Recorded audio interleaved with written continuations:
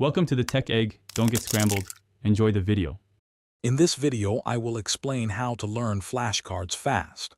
We'll dive into effective strategies that make your study sessions more productive and help information stick.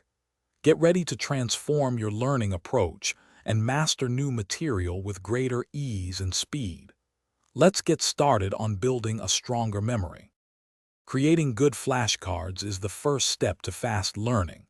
Focus on making each card clear and direct, with just one piece of information per side.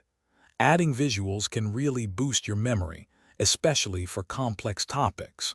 Remember, quality over quantity ensures every card is a powerful learning tool. Spaced repetition is key to long-term retention. This method helps you review information just as you're about to forget it, making your memory stronger. Combine this with active recall, where you try to remember the answer before checking, and you'll see a dramatic improvement in how quickly you learn and retain facts. To further accelerate your learning, try integrating mnemonics for those tricky concepts. Short, focused study sessions, perhaps 25 minutes each, can prevent burnout and keep your mind sharp.